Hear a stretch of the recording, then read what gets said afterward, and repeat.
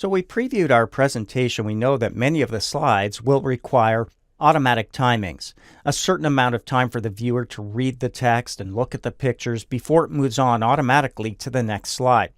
There are a handful of slides, however, in our presentation where the viewer will be required to click something. For example, if we go over here to slide 5 and look at the bottom, we have buttons here. So in this case, we wouldn't want any slide timings being used. We want to wait for the viewer to interact. Also, if you were following along in the previous movie, we saw that there was a video, and the video itself took up a certain amount of time before the transition or timings kicked in. So if we go to slide 8 over here, for example, and look at that video, you can see when you click it that it's selected. There's a play button that we can click to play, and we can see the timings here as well. It's quite a long video. In fact, we probably want to trim some of it. We noticed it zoomed out, got a little bit shaky. So let's trim this down. Notice with it selected, we have video tools at the top. We have a format tab. And in the Format tab, you can see a number of different ways to make it look nice. We can add borders and so on. But when we go to the Playback tab, we also see the ability to trim. So if you go over here to the Trim Video button and click, you get a separate window where you can see the full duration of 24 seconds, almost 25 seconds. You can see where the playhead is, and we can move that, just drag it along until we get to the point where you can see the camera kind of moves a little bit. We want it to be still, so I think we should trim it right about the 11.5 second mark right there. So the start time is 0, so we're not going to trim the beginning. We'll leave it there. It's the end marker that we want to drag in to that 11.5 second mark.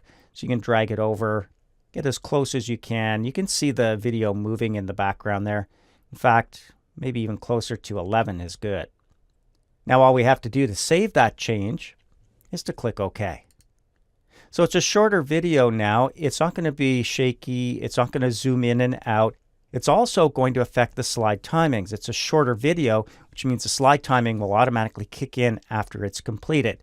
So in total, we're looking at about 11 seconds for people to look at the video and read the contents. Keep that in mind now as we go about rehearsing the timings.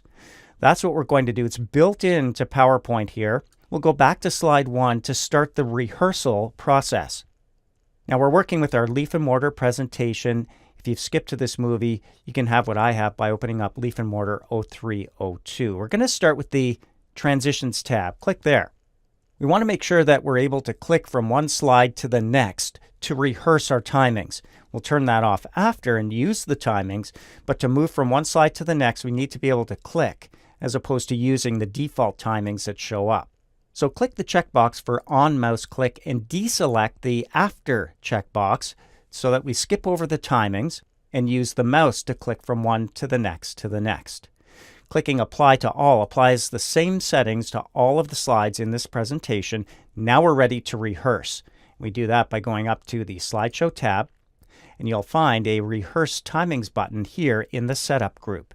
Clicking here is automatically going to start timing. We're going to preview our presentation again, and you're going to see a timer in the top left corner timing how much time we spend on each slide. That's going to be saved with the slide, and then we can choose whether or not to use those timings. We will, for most of our presentation, there will be slides where we won't want to use it, but we'll get to that later. Right now, click Rehearse Timings and get ready to move from one slide to the next. There's the timer up here in the top left corner, and it's going to start timing how much time we spend on each slide. This first one is just the title, so click to move on to the next one, which morphs those links. You can hear the music in the background. There's also some buttons down below that should probably be hidden. Keep that in mind. And these are links, so we don't want to actually use any timings here. We want people to click to go to the section that they want to go to. So we'll just click anywhere in the background to move to the next slide. Now we want to make sure there's enough time for people to read the title, to read this paragraph down below. So you would simply read it yourself, maybe leave a couple extra seconds. Time to look at the image over here on the right. Notice in the top left corner, the amount of time we spend here is being recorded and will be stored with this slide. So click when you're ready to move on to the next slide, It does so. There's the images, the title, the bulleted list, and you can see the timer has started over for this slide.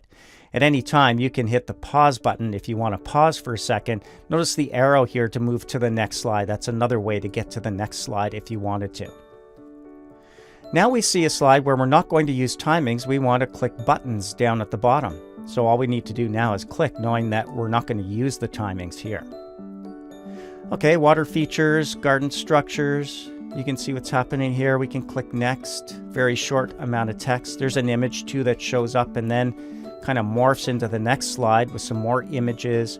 Again, we see a bulleted list. You would read through that, give yourself enough time to look at the images before clicking to move on to the next slide.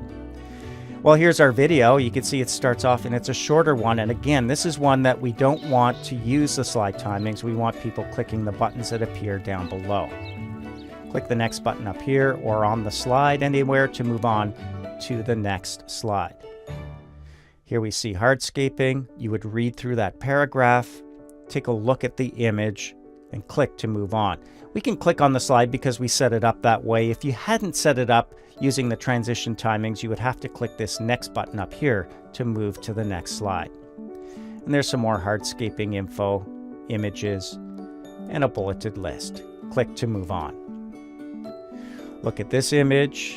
Look at the different markers around the outside. Again, we're not going to use timings here. We're going to actually be clicking at the bottom as viewers to move either back to the beginning or to the end, which is the next slide labeled Contact. Click to move on.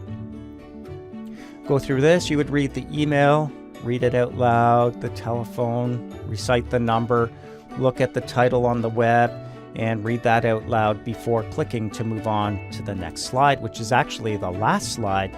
You take a look at those images on the slide, turn your head sideways to look at the information for Leaf and Mortar.